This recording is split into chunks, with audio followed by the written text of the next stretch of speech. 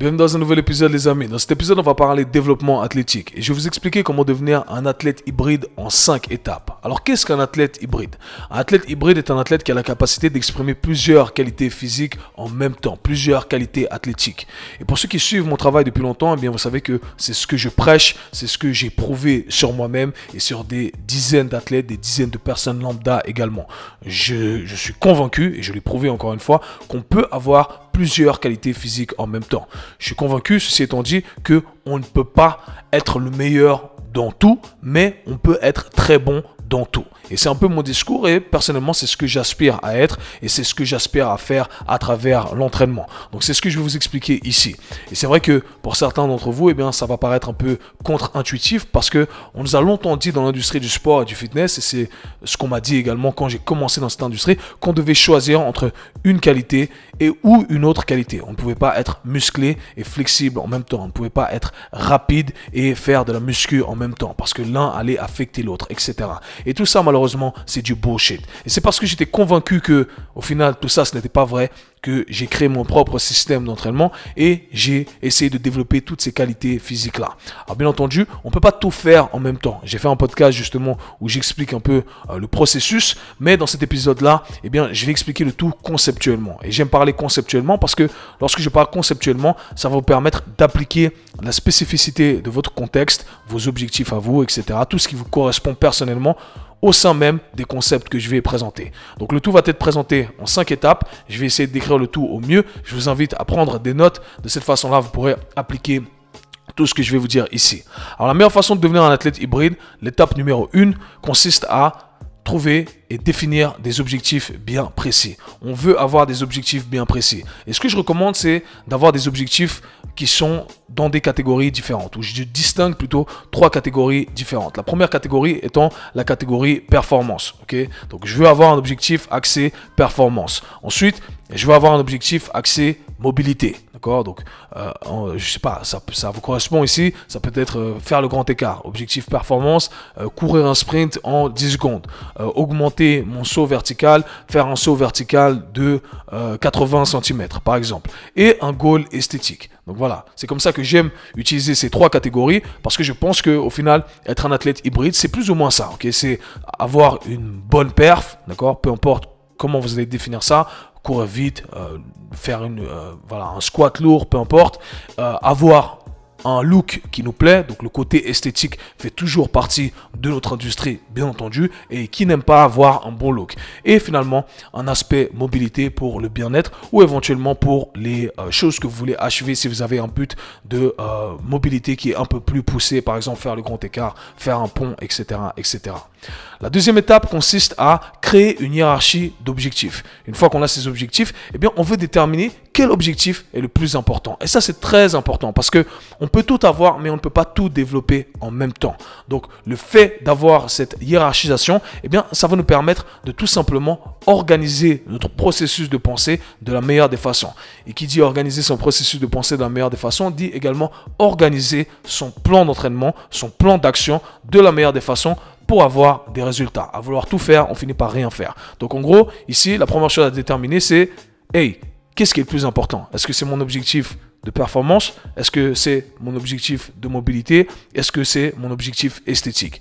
Personnellement, et peut-être un avis un peu biaisé ici, eh bien, je sélectionnerai entre performance et mobilité pour la première étape et je garderai l'esthétique au milieu. Ok, numéro 2. Pourquoi? Parce que même en y accordant un niveau d'énergie qui est modéré, on arrive quand même à développer un peu son physique. D'accord? Maintenant, pour l'aspect mobilité et l'aspect performance, on doit vraiment y dédier une quantité d'énergie qui est conséquente. Okay? Donc, c'est comme ça que j'organiserai le tout. Je me dirai, ok, hey, performance 1, esthétique 2, ensuite mobilité, et après je vous expliquerai comment cycler le tout.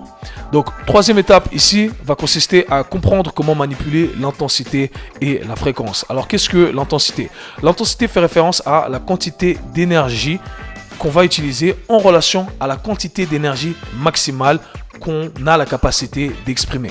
Alors, si on utilise des charges externes, en général, on va mesurer l'intensité en kilos, d'accord? Donc, c'est le tout en relation à son 1 RM, donc la charge maximale qu'on arrive à exécuter. Si je fais un squat à 200 kg, ok, je veux garder une intensité de X en relation aux 200 kg. Maintenant, il y a des choses qu'on n'arrive pas à mesurer directement. Si je parle de mobilité ici, eh bien là, on parle plutôt d'une intensité qui est subjective. Mais l'intention va être de fournir une intensité élevée si telle est la demande ou plus basse subjectivement. Pareil, si on parle de faire des sauts ou on parle de faire des sprints ici, si je vous dis de sprinter à 60% de votre effort ou 70% de votre effort, eh bien, tout simplement, d'accord, on doit savoir ajuster le tout. Bien que certains diront que, hey, un sprint à 70% de notre effort, bah, c'est plus un sprint. Vous m'avez compris, les mecs, soyez pas chiants.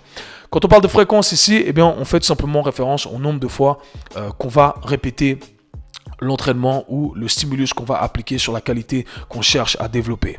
Une fois qu'on a compris ces deux définitions, eh bien, la première chose à comprendre, c'est que, ça revient à ce que j'ai dit auparavant, eh bien, on va avoir une certaine hiérarchie à respecter. Donc, l'objectif le plus important, le moins important et le moins important, d'accord?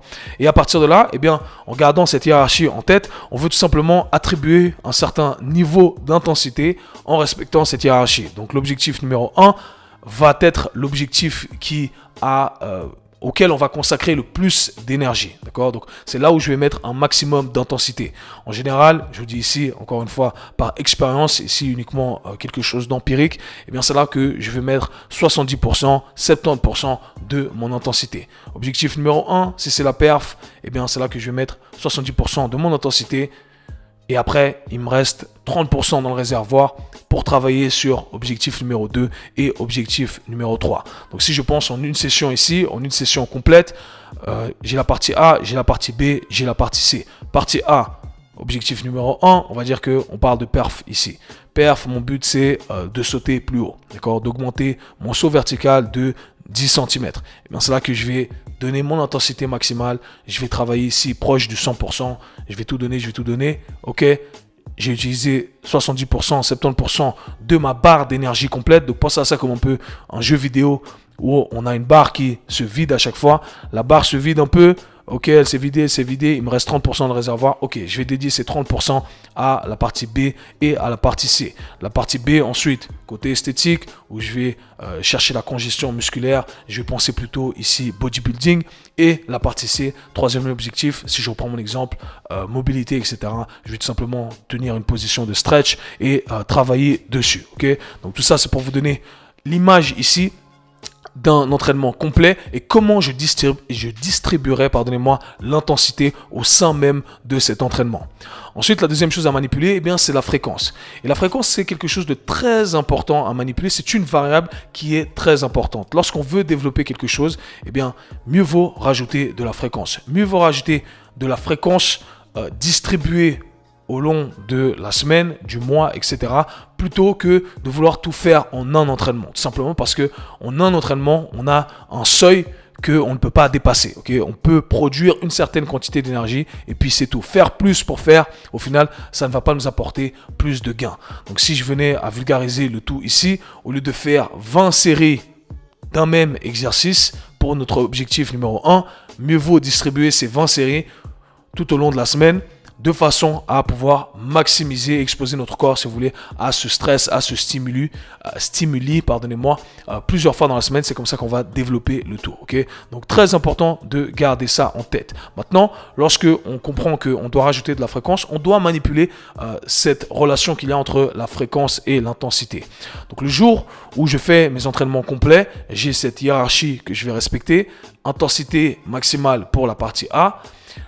Le deuxième jour, qui est éventuellement un jour de repos, entre guillemets, je vais simplement retravailler sur cet objectif numéro 1, mais cette fois-ci, je vais le faire avec une intensité plus basse, parce qu'on ne peut pas donner du 100% tout le temps. Donc l'idée ici, c'est d'alterner entre intensité élevée et intensité plus basse à intensité modérée. Intensité élevée, intensité modérée, intensité élevée, intensité modérée. Et de cette façon-là, on arrive à exposer nos tissus, notre système nerveux, notre corps à ce même stress qui va nous permettre de développer cette qualité, mais en le faisant de manière intelligente. Donc très important, on ne veut pas se cramer à vouloir donner du 100% tout le temps. Vous allez peut-être pouvoir le faire sur 4-5 jours, mais au final, ça va porter préjudice aux prochaines semaines. Donc on doit manipuler cette fréquence et cette intensité et garder en tête que la fréquence, c'est quelque chose de clé ici, d'accord? Donc pour parler concrètement, si imaginons que je veuille développer mon grand écart, d'accord? Donc jour 1, où je fais l'entraînement complet, je vais commencer avec des exercices de mobilité pour le grand écart et je vais donner du 100%. Je vais être très fatigué à la fin de ma première partie A, axée sur le grand écart. Ok, j'ai fini, j'ai donné mon 100%. Deuxième jour, eh bien, au lieu de donner mon 100% pour l'entraînement grand écart, je vais tout simplement tenir une position de stretch, essayer de relaxer dedans et garder l'intensité à 30-50%. Et j'alterne de cette façon-là. Ok, c'est comme ça que on travaillerait sur tout ça. Maintenant, quatrième étape ici va consister à cycler la hiérarchisation des objectifs. Okay? Donc l'idée c'est qu'une fois que j'ai développé l'objectif numéro 1, ok c'est bon, j'ai acquis ça. Imaginons pour reprendre mon exemple cité auparavant, que je veuille augmenter mon saut vertical de 10 cm. Ok, j'ai atteint mon objectif. Ça fait 6 mois que j'ai bien organisé mon entraînement avec la hiérarchie que je vous ai présentée. J'ai atteint mon objectif, qu'est-ce que je fais ? Très bien, maintenant, je ne veux pas le perdre. Et c'est ce qu'on a tendance à faire, c'est qu'on a tendance à, ok, c'est bon, je l'ai, je passe de côté, je l'ai perdu au final, ou dans quelques mois, je vais le perdre parce que j'ai pu travailler dessus. Ce qu'on aimerait faire, c'est garder le tout dans notre entraînement et cycler la hiérarchisation présentée auparavant de façon à toujours maintenir ce qu'on a développé dans un premier temps et ce qu'on a commencé à stimuler auparavant, et bien là, on va en faire une priorité. Pour parler concrètement, on avait objectif numéro 1, performance, 2, esthétique, 3, mobilité. Maintenant, l'objectif performance passe en 3e place, d'accord? Et la 3e place passe en première place, d'accord? Donc là, maintenant, l'objectif mobilité devient objectif numéro 1 et maintenant, je vais chercher à développer tout ça. Mais je vais quand même pas perdre mon saut vertical. Donc, je vais quand même introduire ou dédier 10% de mon intensité, de mon énergie totale à maintenir mon saut vertical, d'accord? Et ce qu'il faut comprendre ici, et ce que j'essaie d'expliquer, c'est que il faut vraiment comprendre qu'il y a une phase de développement qui prend du temps, mais une fois qu'on a développé ça, eh bien, il suffit de maintenir, d'accord? Il suffit de maintenir et l'énergie qu'on va consacrer à ces deux étapes est complètement différente. Ça prend beaucoup d'énergie pour développer, ça prend beaucoup moins d'énergie pour maintenir. Pour développer mon grand écart latéral, ça m'a pris beaucoup d'énergie. Maintenant, il suffit de le faire une fois ici et là, juste pour dire à mon corps, lui rappeler que, hey, je l'ai toujours, je suis fort dans cette position, ok? Donc, c'est ce qu'il faut comprendre ici conceptuellement. Et finalement, la 5e étape consiste à ne pas perdre ses gains. Donc, vous allez cycler tout ça, vous allez avoir de nouveaux objectifs. Maintenant, comment on fait, ok?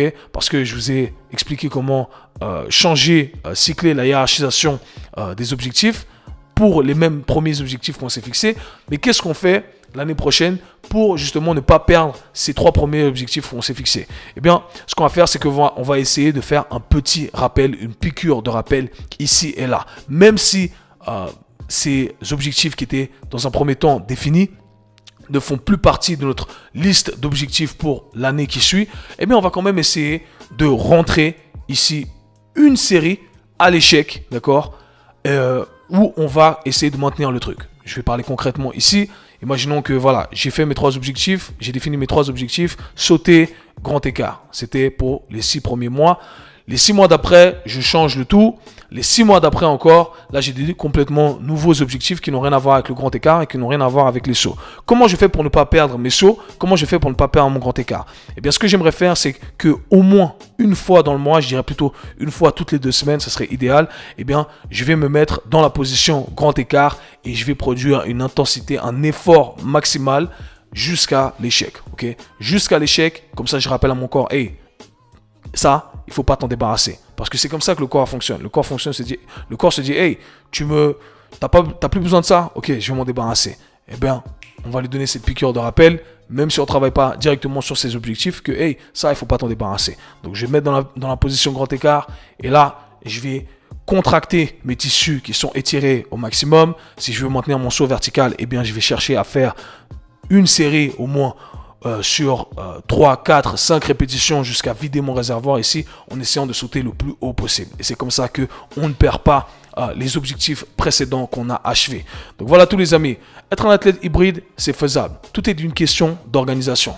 Et quand on comprend ce que je vous ai expliqué ici conceptuellement, eh bien, vous pouvez organiser votre entraînement de la meilleure des façons. Rappelez-vous qu'on ne peut pas tout développer en même temps, mais on peut tout avoir. On doit simplement sélectionner cette hiérarchie dont je vous ai parlé et à partir de là, vous allez avoir tout ce que vous voulez avoir. Croyez-moi, il faut être patient, il faut être assidu et il faut répéter les choses. Si cet épisode vous a plu, n'hésitez pas à le partager, lâcher un like, un commentaire et nous, on se parle très bientôt. Peace.